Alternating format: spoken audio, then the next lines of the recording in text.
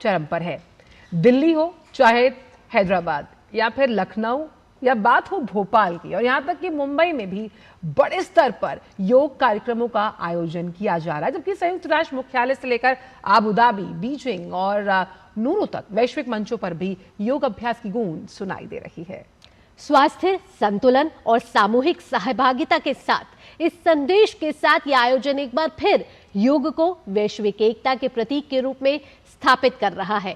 यानी योग सिर्फ देश का उत्सव नहीं, ये दुनिया का उत्सव बन गया है। और आज जो जन भागीदारी होगी वो सैकड़ों में होने वाली है। कोलकाता में आज ऐतिहासिक कार्यक्रम होने वाला है और इस ऐतिहासिक कार्यक्रम में प्रधानमंत्री नरेंद्र मोदी योगाभ्यास करते हुए नजर आएंगे और उनके साथ हजारों में लोग होंगे जो इस योगाभ्यास में प्रधानमंत्री नरेंद्र मोदी के साथ शामिल होंगे।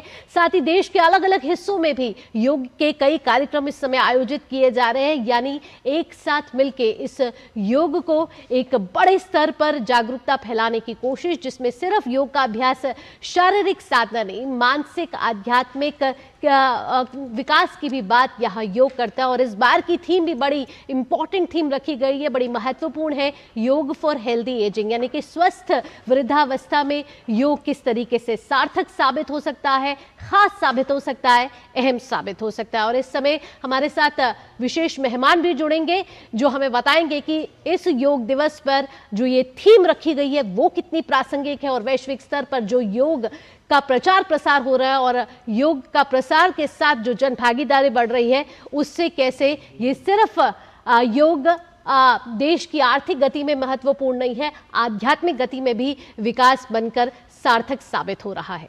और आइए दिखाते हैं इससे जुड़ी हुई खास रिपोर्ट आपको।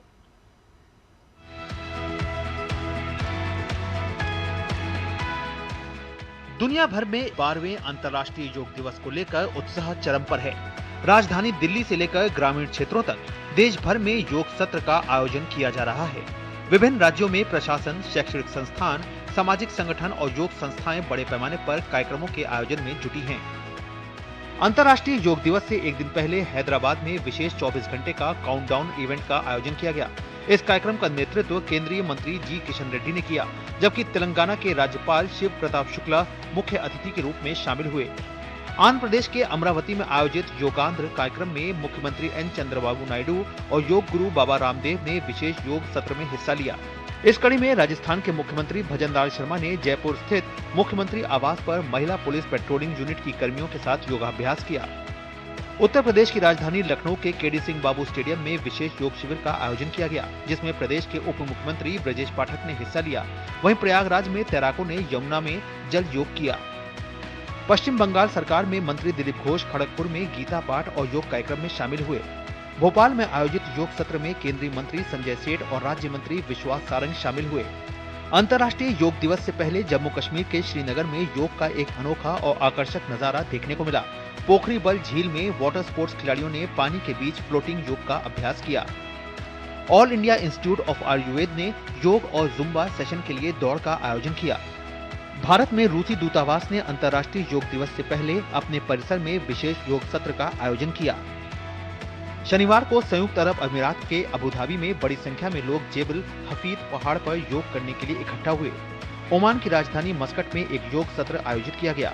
न्यूयॉर्क स्थित संयुक्त राष्ट्र मुख्यालय में भी अंतर्राष्ट्रीय योग दिवस का आयोजन किया गया। इस अवसर पर आयोजित विशेष योग सत्र में विभिन्न देशों के प्रतिनिधियों और संयुक्त राष्ट्र समुदाय के सदस्यों ने भाग लेकर योगाभ्यास किया। द्वीप देश नौरू में उत्साह और उल्लास के साथ योग सत्र का आयोजन किया गया। इसमें विभिन्न देशों के प्रतिनिधियों और प्रवासी समुदाय की उल्लेखनीय भागीदारी देखने को मिली। इस अवसर पर नौरू के राष्ट्रपति डेविड एडांग मुख्य अतिथि के रूप में उपस्थित रहे। स्पेन के ग्वाडालाजरा में आयोजित योग सत्र में स्पेन में भारत के राजदूत के साथ ही ग्वाडालाजरा की मेयर एना गुआरिनोस लोपेस भी शामिल हुई।